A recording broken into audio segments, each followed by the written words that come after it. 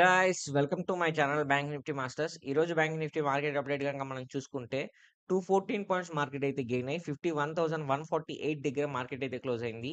ఈ రోజు market movement కనుక చూసుకుంటే ఈ రోజు మార్కెట్ అయితే ఫస్ట్ 1 అవర్ ఒక వన్ సైడ్ ర్యాలీ అయితే ఇచ్చింది. దాని తర్వాత మార్కెట్ అనేది ఒక బిగ్ కన్సల్టేషన్ అయితే జరిగింది.